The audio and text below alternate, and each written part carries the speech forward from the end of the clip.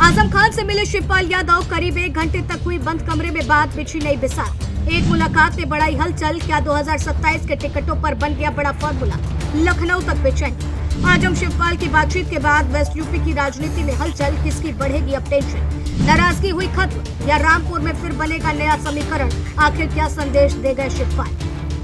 कभी कभी एक मुलाकात काफी बड़ा सियासी संदेश दे जाती है। इस बार भी कुछ ऐसा ही हुआ है, क्योंकि यूपी की राजनीति में एक ऐसी मुलाकात हुई जिसने सपा के अंदर और बाहर दोनों जगह चर्चाओं का बाजार गर्म कर दिया है। रामपुर जेल में बंद सपा के वरिष्ठ नेता आजम खान से मिलने जब शिवपाल यादव पहुंचे तो हर किसी की नजर इसी मुलाकात पर टिक गई, क्योंकि यह सिर्फ एक शिष्टाचार मुलाकात नहीं मानी जा रही। 2027 विधानसभा चुनाव नजदीक आते जा रही है और ऐसे समय में आजम खान शिवपाल यादव की करीब 1 घंटे तक की चली बातचीत ने कई नए सवाल खड़े कर दिए हैं। बता दें कि पिछले कुछ महीनों में रामपुर की राजनीति में कई ऐसे घटनाक्रम हुए हैं जिन्होंने आजम खान समर्थकों और पार्टी के कुछ नेताओं के बीच दूरी की चर्चाओं को हवा दी थी। ऐसे में शिवपाल यादव का सीधे जेल जाकर आजम खान और अब्दुल्ला आजम से मिलना बेहद महत्वपूर्ण माना जा रहा है। दरअसल हाल के दिनों में रामपुर में समाजवादी पार्टी के भीतर कुछ नई राजनीतिक गतिविधियों को लेकर नाराजगी की खबरें सामने आई थी। आजम खान के करीबी नेताओं ने सार्वजनिक रूप से कुछ लोगों की पार्टी में एंट्री पर सवाल भी उठाए थे।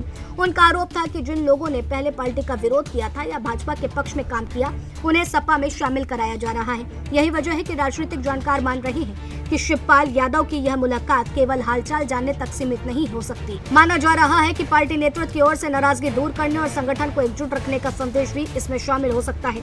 सबसे ज्यादा चर्चा टिकटों को लेकर के हो रही है। वेस्ट यूपी में आजम खान का प्रभाव किसी से छिपा नहीं है। भले ही वह जेल में हो, लेकिन रामपुर और आसपास के कई इलाकों में उनकी राजनीतिक पकड़ अभी भी मजबूत मानी जाती है। ऐसे में 2027 विधानसभा चुनाव के लिए उम्मीदवारों के चयन में उनकी राय काफी अहम मानी जा सकती है। मुलाकात के बाद शिवपाल यादव सीधे आजम खान की पत्नी और पूर्व सांसद तजीन फातिमा से मिलने पहुंचे। वहां भी उन्होंने काफी देर तक बातचीत की और इसके बाद उनका जोहर विश्वविद्यालय जाना भी चर्चा का विषय बन गया, क्योंकि जोहर विश्वविद्यालय लंबे समय से आजम खान की पहचान और राजनीतिक विरासत का बड़ा हिस्सा माना जाता है।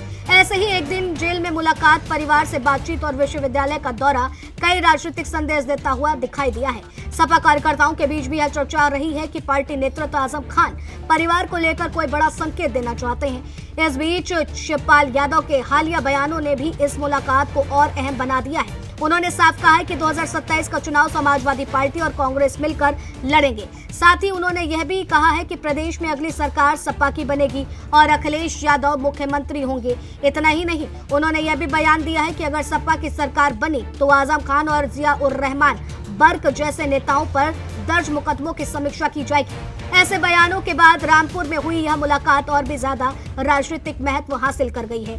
फिलहाल सवाल यही है कि आखिर बंद कमरे में 1 घंटे तक क्या चर्चा हुई है। क्या रामपुर की राजनीति पर बातचीत हुई, क्या टिकटों को लेकर के कोई प्रारंभिक चर्चा हुई, या फिर 2027 के चुनाव की बड़ी रणनीति पर मंथन हुआ। इन सवालों के जवाब अभी सामने नहीं आए हैं, लेकिन इतना जरूर है कि रामपुर जेल में हुई इस मुलाकात ने समाजवादी पार्टी की राजनीति में नई हलचल पैदा कर दी है। अब सबकी नजर आने वाले दिनों पर है, क्योंकि यदि इस मुलाकात के बाद कोई बड़ा राजनीतिक संकेत सामने आता है तो पश्चिमी उत्तर प्रदेश की चुनावी तस्वीर पर उसका असर साफ दिखाई दे सकता है।